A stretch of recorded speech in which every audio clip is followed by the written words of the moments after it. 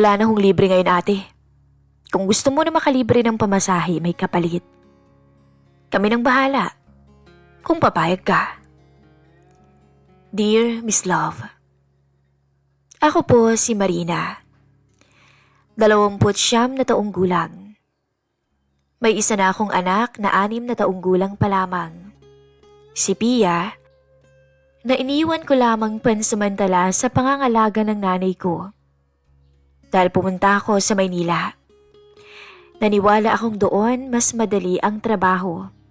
Mas malaki ang sahod, mas mabilis ang kita. Pero tulad ng maraming tao na umaasang giginhawa ang buhay, hindi ganoon ang naging takbo ng buhay ko. Marami akong hirap na naranasan. Namasukan ako bilang tindera, tapos naging kasambahay. Hanggang sa nasubukan ko na ring ibenta ang sarili ko. Kapalit lamang ng panglaman ng sikmura ko at pampadala sa anak kong nasa probinsya. Pero hindi pa rin ganon kadali ang buhay. Lahat ng hirap ay naranasan ko. Hanggang sa nakilala ko ang isang lalaking nangakong mamahalin ako. Si Arvin, isang factory worker na naging kasintahan ko. 31 years old na siya. Mabait naman si Arvin. Nagsama kami sa inuupahan niyang bahay bandang Avenida. Maliit pero ayos na rin. Single daw siya at taga-Tacloban naman ang probinsya niya. Halos 8 buwan din kaming nagsama. Pero sa huli, nalaman ko ang katotohanan na pamilyado na pala siyang tao at may 2 anak na nasa probinsya. Nag-away kaming 2. Wala akong choice kundi umalis. Hindi niya ako pinigilan. Kung ano raw ang magiging desisyon ko, wala na siyang magagawa. Umalis ako noon, dala ang konting gamit ko. Pero ang mas masaklap, nagdadalang tao na pala ako. Opo, Miss Love. Buntis ako. 1 buwan pa lang siguro dahil hindi na nga ako dinatnan ng buwan ng dalaw ko. Gusto kong sabihin sa kanya, pero sinarili ko na lamang. Ayoko talagang makasira ng pamilya. Para akong binagsakan ng langit at lupa ng mga time na yun. Hindi ko na nga mapakain ang sarili ko ng 3 beses sa isang araw. Eto pa ang nangyari. Nabuntis ng lalaking manloloko. Ngayong nagdadalang tao ulit ako. Habang hinahaplos ko ang tiyan ko na maliit pa, paulit-ulit kong sinasabi sa sarili ko na kailangan ko nang makauwi. Kailangan ko nang makabalik sa probinsya namin. Kailangan kong magsimula ulit. Kaya naman nagpasya kung babalik ako sa amin. Pero paano? Wala naman akong pera para makauwi sa probinsya. Sinubukan kong humingi kay Arvin, pero wala daw siyang pera. Wala na raw siyang maibibigay sa akin. Bitbit ko lamang noon ang isang maliit na bag, isang lumang cellphone, at 200 piso.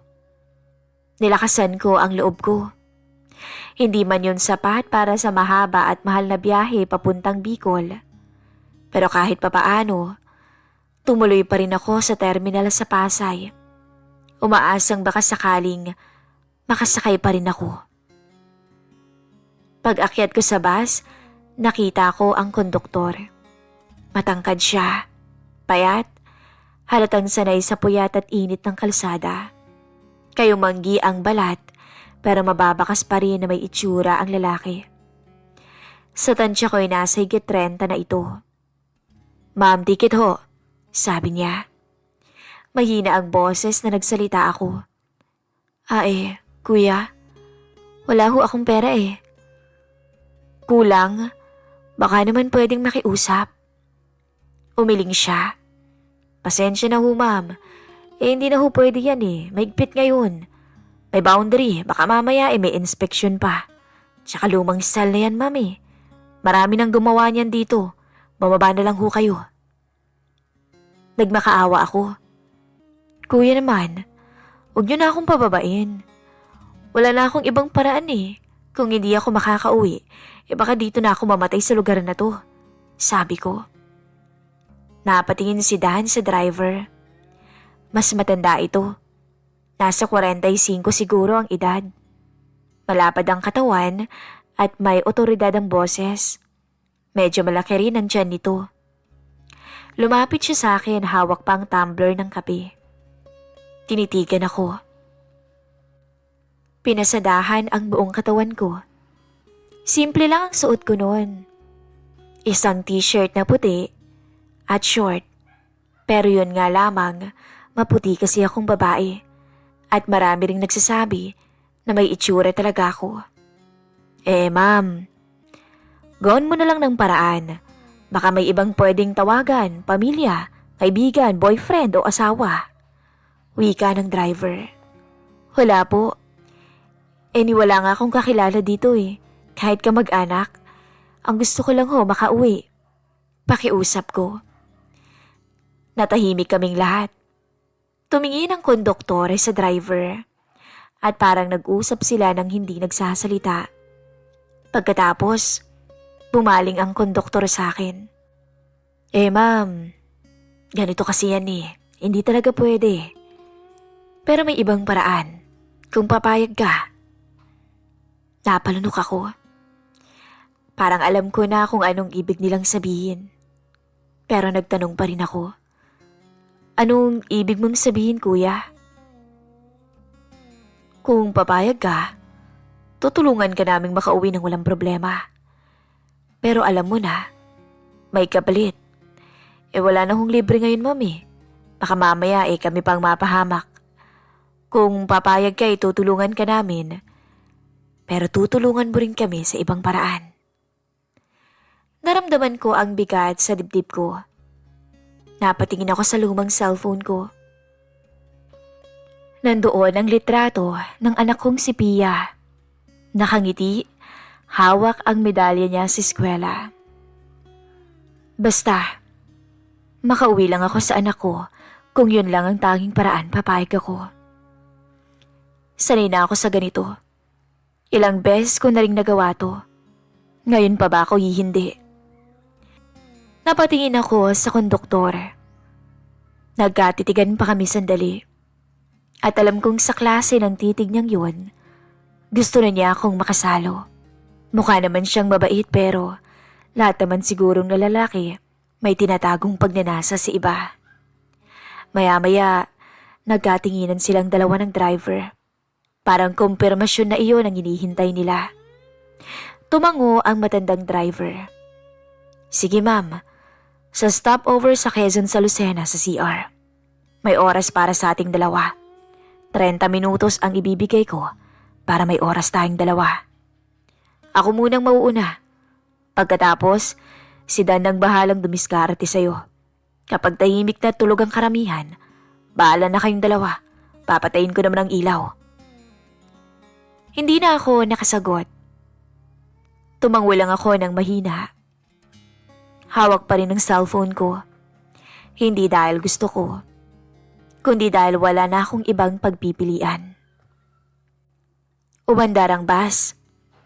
At sa bawat kilometro palayo ng Maynila, ramdam ko ang bigat ng desisyon ko. Sa labas ng bintana, kumikislap ang mga ilaw.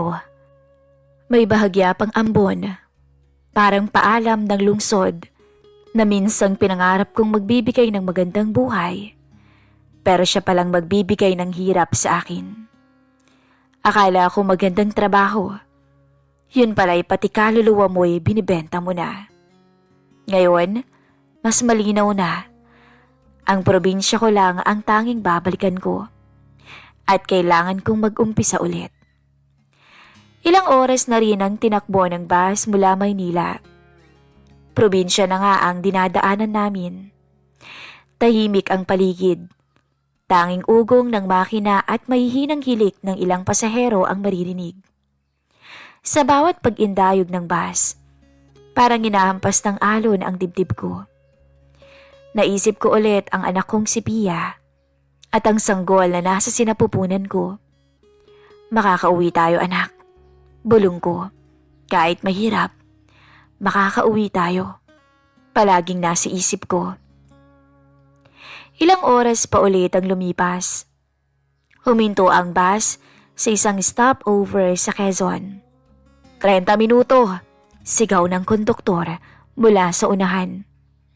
Gumising ang iba, nag-unat-unat, bumaba para magkape o mag-CR.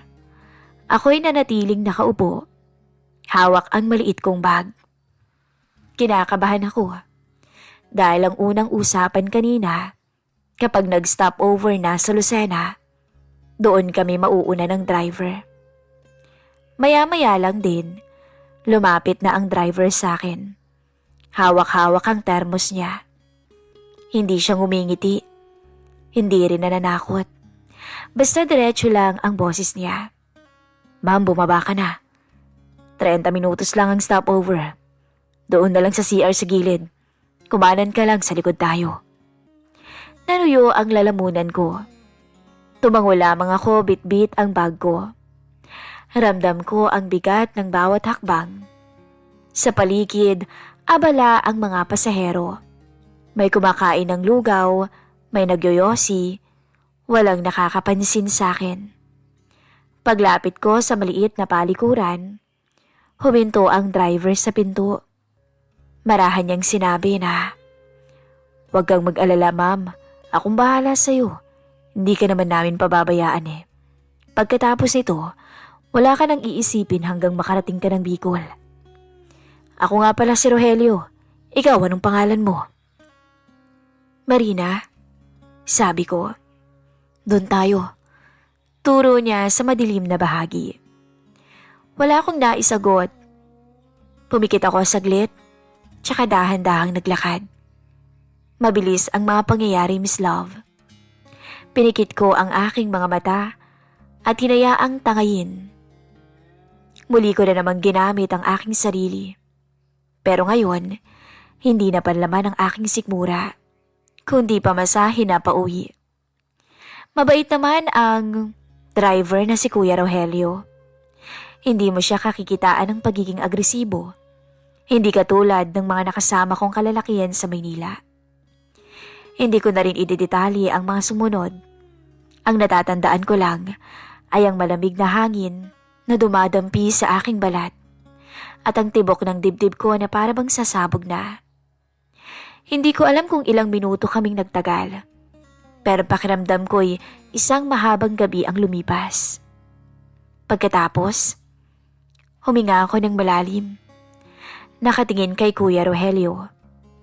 Parang wala lang nangyari. Tumango lang siya sa akin. "Kumain ka na muna, ma'am. Ako nang bahala." Mabilis akong naglakad pabalik. Nakayuko ako. Ayokong tumingin kahit kanino. Sa loob ng bus na ako kumain, nang abutan ako ni Kuya Rogelio ng isang cup noodles at isang tubig. Tinignan ko ang cellphone ko. 2:00 na ng madaling araw. Mahaba-haba na rin ang aming biniyahe.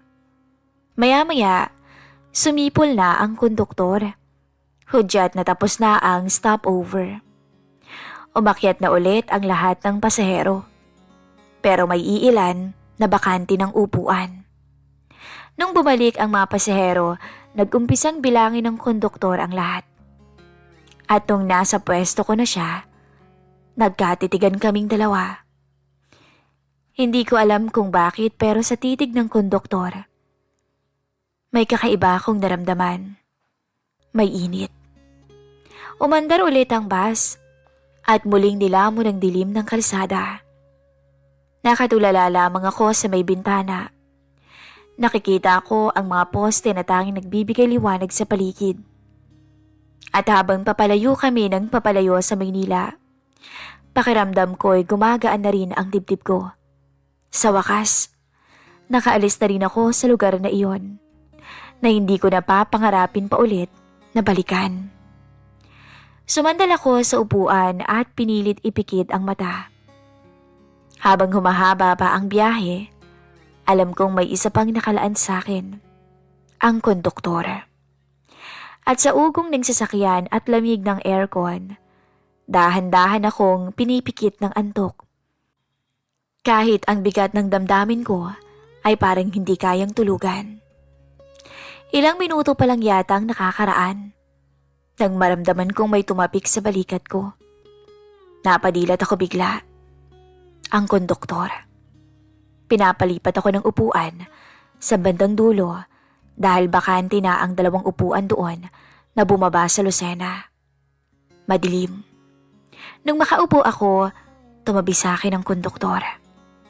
Sumandal siya sa upuan. Medyo nakakunot pa nga ang noo niya, pero mahinahon naman ang boses niya. Pabulong na nagsalita.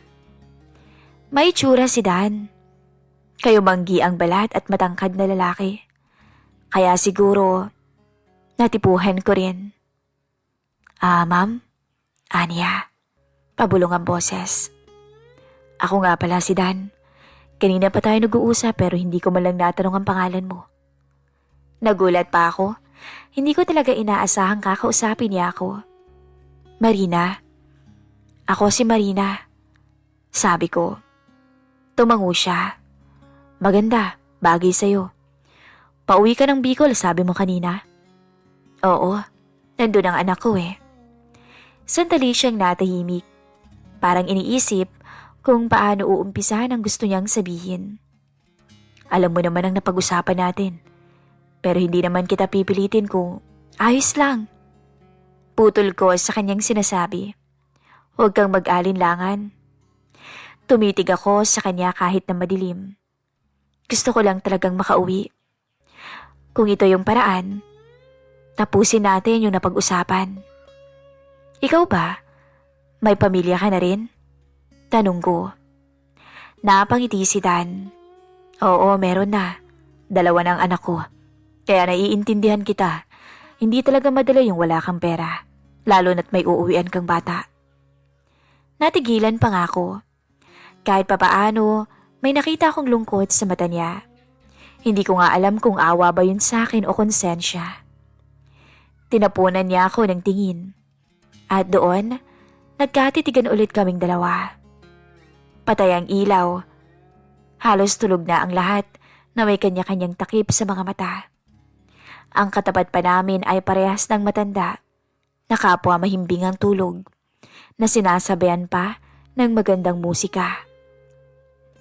Marina, maganda ka. Anya. Hindi ko alam kung bakit parang namula ang pisngi ko. Hinawakan niya ang kamay ko. Pagkatapos ay tinitigan ako ng mas matagal. Ako ang nasa tabi ng bintana. Unti-unti kong naramdaman ang paglapat ng labi niya sa akin. Ramdam ko ang kakaibang pintig ng puso ko. Hindi katulad ng naganap sa amin ng driver. Sa konduktor ay parang ginusto ko. Maya-maya pinatong niya ang kamay niya sa hita ko. At doon, tuluyan na akong nadala, Miss Love. Hindi ko alam kung paano namin yun nagawa. Kung paano namin natapos. Kagat ko ang pang-ibabang labi ko habang nakatitig sa mukha ni Dan. Hinalikan niya ako ulit sa labi hanggang bumaba sa leeg. Pigil ko ang sarili ko na gumawa ng kahit na anong ingay. Hanggang sa hindi ko na lamang namalayan kung paano natapos. Basta ang alam ko, ginusto ko ang namagitan sa amin ng konduktor. Matapos yun, muli kaming nagkatinginan. Pagkatapos ito, makakauwi ka na. Hindi ako sumagot. Tumango lang ako. Matapang na tinapos ang kasunduang sinimulan ko sa terminal. Matapos ang lahat, nagayos ako ng sarili ko. Si Dan, bumalik din sa unahan. Parang walang nangyari. Ang ibang pasahero tulog pa rin. Walang kamalay-malay sa nangyari. Kinuha ko ang cellphone ko at muling tiningnan ang larawan ni Pia. Sa halip na umiyak, huminga lang ako ng malalim. Isang karanasan na naman ang dinagdag ko sa buhay ko. Pero sa isip ko, isa lang ang malinaw. Kailangan kong makauwi kahit ako pa ang kapalit. Nagising ako ng bahagya dahil sa liwanag na unti-unting pumapasok sa bintana. Tiningnan ko ang oras. Mag-aalas 6 na. Umaga na. Ramdam ko pa rin ang antok. Pero mas malakas ang kaba sa dibdib ko. Parang kahapon lang nang umalis ako ng Maynila. At heto ako ngayon. Ilang oras na lang, nasa probinsya na ako. Muli kaming nag-stop over ng 15 minutos. Hindi na ako bumaba. Ayoko nang bawasan ang perang natitira sa akin. Dahil mamamasahe pa ako. Hindi ka bababa? Tanong ni Dan nang madaanan niya ako. Hindi na, sabi ko. Nakangiti. Gusto mong kumain? Hindi na, hindi naman ako nagugutom eh. Sagot ko sa kanya. Bumaba na rin si Dan. Pero maya-maya lang, umupo siya sa tabi ko. Binigyan ako ng isang tubig at tinapay. Sabay kaming kumain. Nagkakwentuhan pa kami ng mas malalim. Nagkakilala ng mas maigi. 36 years old na pala si Dan. At taga-Daraga. Mabait siya. Mapagbiro. Muling umandar ang bus pagkatapos ng 15 minutos. Pero gising na ang mga pasahero. Wala nang natutulog na tila excited nang makababa. Kahit ilang oras pa naman ang magiging biyahe. Marina, doon ka na sa unahan. Wika sa akin ni Dan. Umupo ako sa unang bakanting upuan malapit sa kanila. Tahimik lamang kami sandali bago nagsalita si Rogelio. Ang driver. Ayos ka lang ba? Tanong niya sa akin. Ayos lang. Ang mahalagay, nakauwi na ako. Salamat sa inyo, sabi ko. Tumabi sa akin si Dan. Nakangiti ng kaunti, pero seryoso ang mga mata. Tulad ng sinabi namin, wala namang makakaalam ng nangyari. Tumingin ako sa kanya, sabay tumango. Hinawakan ko ang bag ko ng mahigpit. Hindi ko alam kung paano pa sasagot. Salamat pa rin. Nakarating ako nang hindi niyo ako pinapababa. Kung hindi ewan ko na lang kung saan ako pupulutin. Pagbibiro ko na lang. Napakamot ng ulo si Dan. Tumingin ako sa kanya. Kita ko ang bigat sa mukha nilang dalawa.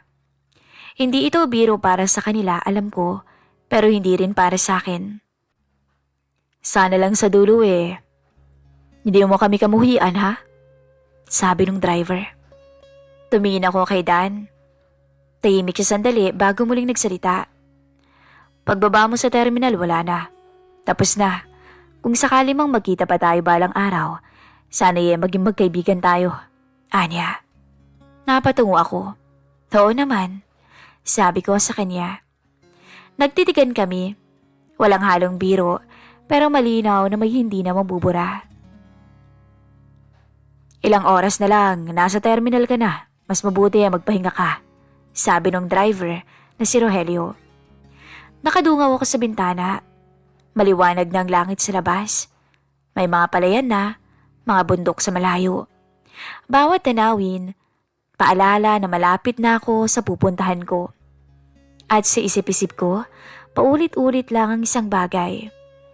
Isang karanasan ang hindi ko makakalimutan sa biyahe kong ito. Ilang oras pa ang dumaan, maayos ang naging tulog ko. Hanggang sa makarating kami ng terminal. At doon ako napangiti. Mahirap man ang nangyari sa buhay ko. May liwanag pa rin naghihintay sa akin. Ito po, ang maiksing kwento ng buhay ko. Ako, si Marina. At salamat po sa lahat ng nakinig. Hanggang dito na lamang po ang ating story. Maraming salamat sa lahat ng sumusuporta sa aming channel. Muli, ito po ang inyong lingkod, Miss Love.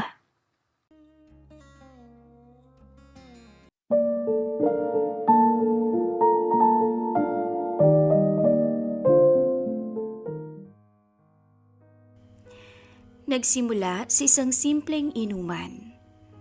Hanggang sa naisipan naming magkakaibigan na maglaro ng truth or dare. Akala ko magiging normal na bonding moment lamang ang lahat. Hanggang sa hindi ko inaasahang pagkakataon ay mauuwi pala ito sa isang pagkakamaling habang buhay kong pagsisisihan. Magandang araw po sa inyong lahat. Ako nga pala si Lorena, 29 anyos. May asawa ngunit wala pang anak. Kasalukuyan akong nagtatrabaho bilang isang assistant manager sa isang shopping mall na ilang kilometro lamang ang layo sa tinitirahan naming apartment ng aking asawa. Wala naman akong problema sa pagsasama naming dalawa ni Javier. Maliban na lang sa mga bisyo nitong na panggagamitan niya ng halos kalahati ng sahod nito buwan-buwan. Hindi naman sa hinahanapan ko siya ng pera dahil mas malaki naman ang natatanggap kong sahod kaysa rito. Ngunit hindi ko lang talaga maiwasang huwag mabahala sa kalusugan niya. Mi, may papaalam pala ako sa iyo sa uwi ko hanggang katapusan. Pwede ba tayong magkaroon ng konting salo-salo kasamang mga kaibigan natin? Kinukulit kasi nila ako dahil tapos na lang daw ang buwan ng Marso. Wala tayong celebration sa birthday ko. Bahagya akong natahimik dahil isang beses isang buwan na lang nga ito kung umuwi ngayong may tinatapos silang dam project ay uubusin pa nito ang oras sa mga kaibigan niya imbis na mag-date kaming dalawa. Totoo naman kasing hindi ito nakapag-celebrate ng birthday niya. Kung kaya naman balak ko sanang lumuwas man lang kami ng Tagaytay kahit 2 o 3 araw lang sana kami doon. Hindi ba pwedeng bumawi na lang tayo next month? May plano na kasi. Hindi ko nagawang tapusin ang sasabihin ko dahil mabilis akong natahimik nang bigla siyang sumabat. Nakauo na kasi ako sa kanila Nakakahiya naman kung babawiin ko. Isa lang ang ibig sabihin ng mga linyang narinig ko mula sa aking mister. Wala na akong magagawa kung hindi paghandaan ang late celebration ng birthday niya. At ibig sabihin nun, kailangan ko na namang maglaan ng malaking halaga mula sa sasahurin nito. On the way na raw sila Mark. Mabilis na lumipas ang panahon at dumating na rin ang pinakahihintay na araw ng mister ko. Habang nakaupo sila sa beranda, tahimik ko na lamang na nilapag sa gitna ng mesa ang kinuha kong dagdag na pulutan hanggang sa sumenyas ang mister kong maupo na raw ako sa tabi nito. Mabuti na lang nga at may kanya-kanyang dalang pagkain ang mga kaibigan nito, kung kaya't hindi ko na kinailangang umorder pa. Sagot na rin ng mga ito ang cake at lechon belly na halos 1 buwan din daw nilang pinag-ambagan. Maliban sa 4 na malapit na kaibigan ng mister ko, ay sumama rin ang mga misis nito. Isa lang naman ang naiwang tahimik sa ere nang magparis-paris na kaming lahat. Si Dom. Halos 2 taon na rin kasi magmula nang magtrabaho sa Japan ang misis nito. Medyo active pa naman rin sa social media ang misis niya, pero sinasadya naming huwag pag-usapan ang kanilang pagsasama dahil alam naman naming matagal na rin itong nagkaroon ng lamat. Hapunan lamang ang hinintay ng lahat bago nag-umpisa ang inuman. Hindi lang mga lalaki ang naging abala, kung hindi kaming mga babae ring nakikisali sa takbo ng usapan. Hanggang sa lumalim ang gabi, ay nagkasundo kaming lahat na maglaro ng truth or dare. Medyo may tama na rin kasi ang lahat, kung kaya naman naging magaan at masaya na ang topic. Don't worry, kiss and tell lang naman ang takbo ng laro. Para walang selosang mangyayari pagkatapos. Ani Lina na mukhang excited na rin sa susunod na mangyayari. Sumang-ayon naman ang lahat, kaya nag-umpisa na ang laro. Panay lang ang tawa naming mag-asawa sa mga kalokohang ginagawa ng mga kaibigan nito, hanggang sa hindi inaasahang sa akin matapat ang bote. Kontento ka ba sa performance ng mister mo sa kama? Ilang beses naman sa isang buwan. May halong kulitan ang tanong sa akin ng kumpare naming si Mark, ngunit hindi masaya ang naging epekto nun sa akin. Alam ko kasing kapag sinagot ko ang tanong nito, ay paniguradong magkakagulo kaming dalawa ng asawa ko, lalo na at isang beses isang buwan lamang kung may mangyari sa amin ng mister ko. Dahil siguro, mas abala siya sa ibang bagay. O sabihing, mahina talaga siya pagdating sa bagay na yun. Dapat ba akong magsinungaling na lamang sa harapan nilang lahat na makontento ako kahit hindi naman talaga? There, mahina akong sambit. Halos matahimik naman ang mga ito sa kinauupuan dahil hindi nila inasahan ang magiging sagot ko. Sure ka na bang there? Ang dali-dali lang naman ang tanong ko Wika ni Mark. Isang marahang pagtango lamang ang natanggap nito mula sa akin. Kung kaya naman wala siyang nagawa, kung hindi ilapag ang ipapagawa nito sa akin. Saglit pang napaisip si Mark bago lumitaw ang isang mapaglarong ngiti sa mukha nito. Kaya mo bang ikisidom? Kung hindi, pwede mo namang sagutin ang tanong ko. Pansin ko namang dali-daling lumagok ng alak ang asawa ko. Siguro para huwag umabot sa puntong papatigilin niya ang laro dahil lamang hindi ko kayang sagutin ang tanong ng kumpare namin. Okay ka lang di? Tanong ko habang nagdadalawang isip pa rin kung ano nga ba ang nararapat kong gawin. Pero ang sagot din nito ang nagtulak sa akin na pagbigyan ang mga taong nakapaligid sa amin. Sige na, gawin mo na. Hindi ka rin naman marunong humalik, kaya sigurado kong hindi mag-e-enjoy si Dom. Wika ng mister ko. Kahit sinong misis naman siguro ay sasama din ng loob sa ganun. Lalo na't mas pinili ko nang huwag sagutin ang tanong ng kumpare namin upang maiwasang mainsulto siya, pero nabaliwala pa rin ang ginawa ko. Sabi nga nila, unfair ang mundo. At mukhang nataon sa akin yun nung gabing yun. Huwag ka magalit sa akin, Dom, ha? Paalam ko sa aming kumpare bago isakatuparan ng kondisyon ng laro. Hindi man naging intense sa inaasahan nila, pero pansin ko namang muntik nang tumugon si Dom sa akin.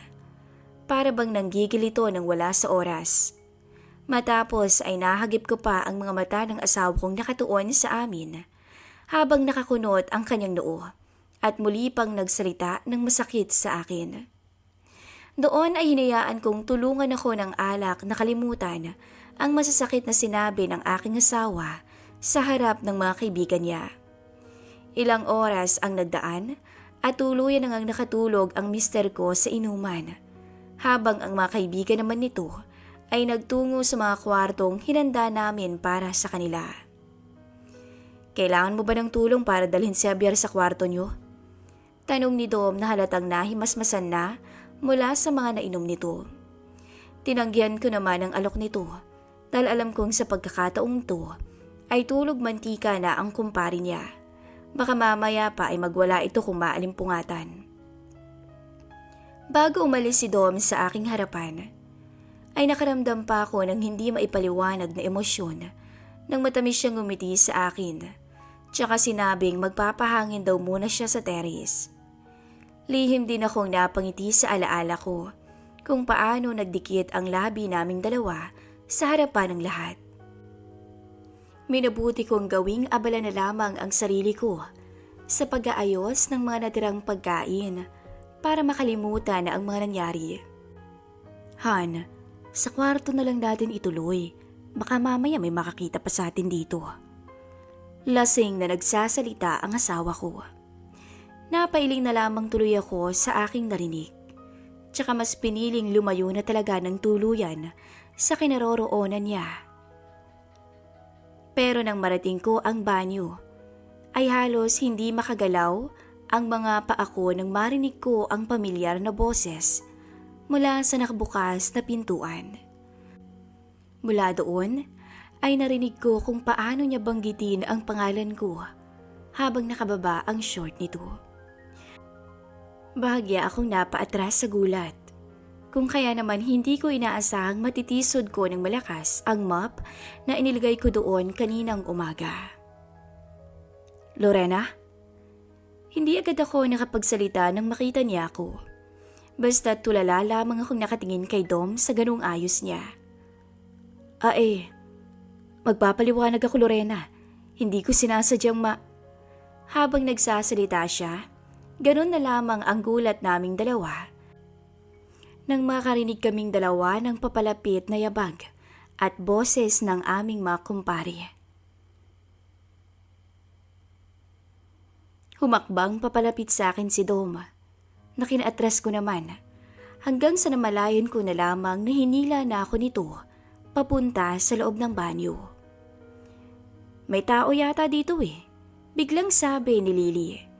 Lihim tuloy akong kinabahan habang nakasandal ang likod ko sa malamig na pader. Hindi ako makahinga, lalo na't sobrang lakas ng pintig ng puso ko habang magkalapit kaming dalawa ni Dom.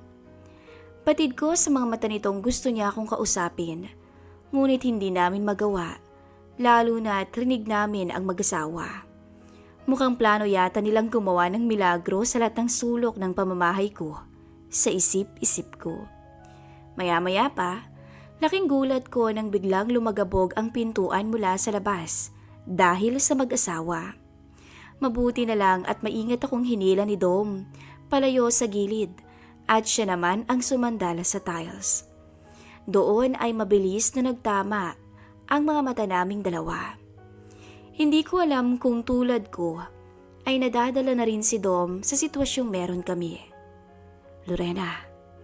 At ganoon na lamang ang tila apoy na tumupok sa akin nang bumulong sa tenga ko si Dom. Sapat lamang ang lakas ng boses nito para magkarinigan kaming dalawa, ngunit iba ang epektong naibigay nun sa akin. Lalo na nang biglang hinila ako ni Dom papalapit sa kanya, hanggang sa tuluyang lumapat ang matipunong katawan niya sa likuran ko. Dom, bakit mo ko niyayakap? O sisa ako dahil hindi ko na maisip kung anong patutunguhan ng lahat ng yun. Lihim tuloy akong napakagatlabi sa sitwasyong kinakaharap ko. Hindi kita matiis, Lorena. Hindi ko talaga makalimutan yung halik mo Biglang kumabog ang puso ko nang humigpit ang yakap nito sa akin. Hindi ko mawari kung matutuwa ba ako o ano sa sinabi niyang yun. Muli ko na naman kasing naalala ang mga sinabi ng asawa kong nagtulak sa akin para gawin na ang dare na damaggit nito. Kapwa nalilito at tila uhaw kaming napatingin sa isa't isa ni Dom. Ako bilang isang misis na nilaglag ng asawa nito sa harapan ng mga kaibigan niya, at siya naman bilang mister na ilang taon na ring hindi inuwian ng misis niya. Paano kung mahuli tayo ng mister ko? Baka bigla siyang magising. Hinintay ko ang magiging sagot nito sa akin. Ngunit maingat niya na lamang niyang inilihis ang buhok ko at binigyan ako ng malambing na halik sa balikat ko. Lasing ka lang at nakainom ako ng konti, tama ba, Dom? Untag ko sa kabila ng kaba ko. Natatakot ako sa posibleng mangyari. Dahil alam kong nasa tamang katinuan na kaming dalawa sa mga oras na to. Gusto ko lang talagang magsinungaling sa sarili ko. Tulog na tulog naman ang asawa mo Bakit hindi muna tayo magsaya, Lorena? Pagkasabi niya nun, yumakap ito sa bewang ko at malambing akong iniharap sa kanya hanggang sa tuluyang dumapo ang malambing niyang halik sa akin. Nang mga oras na yun, kusa akong tumugon sa nais ni Dom nang hindi malang iniisip na baka mahuli kami ng asawa ko. Amidado akong nakukonsensya ko sapagkat mahal ko naman talaga ang asawa ko kahit sabihing ang gusto ko lang naman sana ay iparamdam niya sa akin kung paano dapat tratuhin ang isang babae. Sa puntong yun, alam kong wala ng atrasan at sa huli ay tuluyang nilukob ako ng uhaw at pangangailangan ko bilang babae. Ngunit hindi sa tulong ng aking mister, kundi ng aking kumpare. Sa huli namalayan ko na lang ang sarili kong wala ng kahit anong suot habang nakayakap kay Dom nang walang sawang sinusulit ang pagkakataong binigay ko. Hindi naman ako malandi at masamang babae, pero tuluyan kong nakalimutan ang kabutihang mayroon ako ng gabing yun. Mi? Tanong ng asawa ko kinabukasan. Nag-umagahan kaming dalawa nun, kung kaya naman napakurap-kurap na lamang ang aking mga mata. Alam kong may nasabi akong masakit sa'yo kagabi. Pasensya ka na talaga. Katahimikan lamang ang naisagot ko sa kanya. Hindi ba nabanggit mo sa akin may plano ka? Pwede naman akong mag-file ng vacation leave para magawa natin ang gusto mo. Gusto kong bumawi sana sa'yo sa mga nasabi ko at sa lahat ng pagkukulang ko. Malungkot nitong sambit. Alam ko namang ako ang dahilan kung bakit hindi mo sila nasagot. Tuluyan akong naistatwa sa kinauupuan ko. Kung sana mas maaga niyang sinabi sa akin ang mga bagay na ito, edi sana hindi kami umabot sa ganun ni Dom kagabi. Edi sana hindi ko siya pinagbigyan ng dahil lang sa galit ko sa kanya. Pinigilan ko na lamang ang sarili kong mangilid ang mga luha habang sinasabi nitong gusto niyang magkaroon kaming dalawa ng alone time. Matagal na raw naming pangarap na magkaroon ng anak. Gusto na rin daw nitong makumpleto ang pinapangarap naming pamilya. Sumang-ayon na lamang ako sa sinabi nito, tsaka pilit nang umiti sa harapan niya. Hindi pa naman siguro huli ang lahat, hindi ba? Lahat naman tayo ay may pagkakataong magbago at bumawi sa mga pagkakamali at pagkukulang na nagawa natin. Sana, o sana lang talaga, walang ibang makaalam ng lahat. Walang ibang laman ang isip ko kung hindi sana, dahil alam kong wala na rin namang magbabago dahil nangyari na ang lahat. Maraming salamat po sa pakikinig ng aking kwento at hanggang sa muli. Nagmamahal, Lorena.